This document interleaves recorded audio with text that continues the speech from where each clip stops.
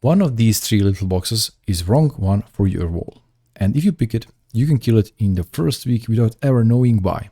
These are the Shelly 1 Mini, the Shelly 1PM and the Shelly 2PM. And the biggest difference between two of them is hidden in the two tiny terminals most people never look at. Connect them wrong and you will instantly short-circuit your system. So today we are breaking down exactly what separates these three devices and what each of them can and cannot do. And by the end of this video, you'll know exactly which one belongs behind your switch. So keep watching until the end, because this is where people make the most expensive mistakes with these devices. So let's start with what they share all. All three of these are Gen 3 devices, which means they are run on the ESP Shelly C38F chip with 8 megabytes of flash memory. So this is a real upgrade compared to the version 2, better responsiveness and better stability, improved terminals for cable retention, and Matter certification via firmware update. So whichever one you pick, it will play nice with Amazon Alexa, Google Home, Samsung SmartThings, and Home Assistant. They all connect directly to your Wi-Fi with no hub required, and they all act as a Wi-Fi range extender and the Bluetooth gateway for your Shelly Blue devices. And they all support scripting, MQTT, webhooks, and even KNX IP communication. So the software side is basically identical. The difference is in the hardware, and that's exactly where people get burned. So first, the Shelly 1 Mini. This is officially the world's smallest Wi-Fi relay switch. It measures just 21 by 34 millimeters, which means it slides into standard electrical wall boxes, behind power sockets, or inside light switches where space is at premium. Just let me compare the size here. So you can see that 1PM and 2PM are the same size each other. And the 1 Mini is noticeably smaller than both. And that matters more than you think, because a creamed wall box with no airflow is one of the mistakes that fries these units. But the size is not the real story here, actually. So the real story is these two terminals here, marked as input and output. These are dry contacts, also known as potential free contacts, and this is huge.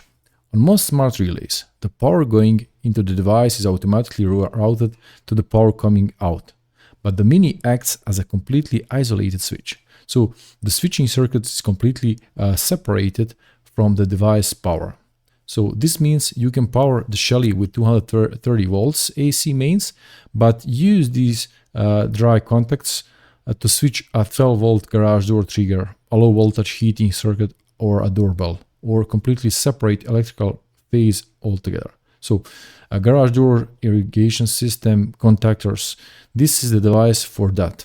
It handles up to 8 amps at 240 volts AC or 5 amps at 30 volts DC. But here's the catch, and this is mistake number one. If you bought this device expecting to track your own daily energy usage or see how many watts your appliances is pulling, you bought the wrong device. The Shelly 1 Mini does not have power metering, nothing, zero.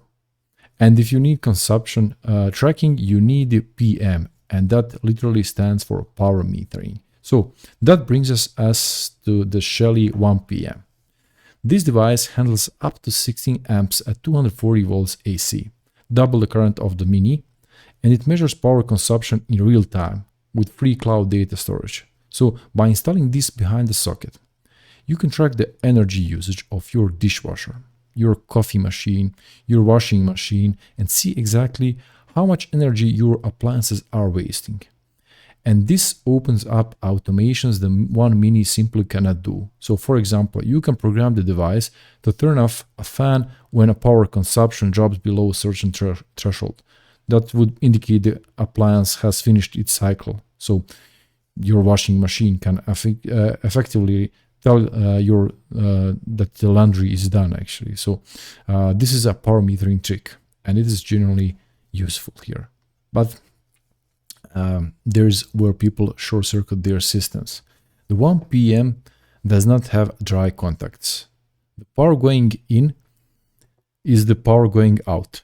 as you can see here. Line in, switch line out the same circuit, so the same voltage. So if you try doing the garage door trick with the 1PM, connecting it to a low voltage circuit while powering it from mains, you will instantly short circuit your system. So the 1PM is for one thing, switching and measuring a single mains powered load. Lights, appliances behind the socket, heavy loads through a contactor. That's it. And it does that one thing extremely well. And now the Shelly 2PM. Physically, this is the same size as the 1PM. Same Gen 3 chip inside. Same power metering, but look at the terminals. Output 1 and output 2. So these do independent channels in one device. Here. They are controlled by two separate switch inputs, switch 1 and switch 2. And so instead of buying two relays or two circuits, you fit one 2PM, two lights in one wall box done. But the killer feature is cover mode. The 2PM can control motors, roller shutters, blinds, awnings. It runs a calibration. It learns how long your shutter takes to open and close. And you can tell it go to 40% from the app or with your voice. No other devices in this lineup can do that. Just keep in mind, each channel handles up to 10 amps, but the total loads is shared 16 amps across both, not 16 plus 16. So just to have that in mind. So now the actual question, which one do you actually need? And I'll make this simple. If you're switching anything low voltage, isolated or on a different circuit, garage door opener, doorbell irrigation valve, or a contactor for heavy 3000 volt load, you need the 1 Mini. The dry contacts are superpower, nothing else here has. And it's also the cheapest of these three. If you're switching, let's say, one main loads, and you want to know what it's consuming, a water heater on a schedule so it only runs during off-peak hours, a washing machine notification, energy tracking behind the socket, you need a 1PM, 16 amps and real-time power metering. So this is this device, the red one. And if you have two circuits in one box or anything with a motor, roller shutter blinds, you need a 2PM. So two channels, two power meters, and cover mode here. So here's switch 1, switch 2, and output 1, output 2. And whichever one you pick, do not skip this. They all require a neutral wire. So before you order anything, pull your switch out of the wall and check. If you only see two wires at the switch, that blue wire is likely a switch live, not a neutral. And none of these three will boot up without a continuous connection to both line and neutral. And never ever try the neutral terminal to the ground wire just to make it turn on. That's a massive safety hazard, and it will trip your RCD every single time, just to know. And one last thing in the sofa setting, almost everyone skips. In the Shelly app, let me show you that trick. Yeah, I usually show it, so just let me open the application here. Okay, and now I'm in the Shelly app here. You have to go to the device settings, so select any of your devices and go to device settings and go here. And we have this option like device settings, and in the input output we have the set relay power on default. So you see these options here. So to restore the last state after a blackout, your lights come back and exactly how they were. And if you set the input mode to edge switch, your physical wall switch changes the state on every hit, no matter what you did in the app.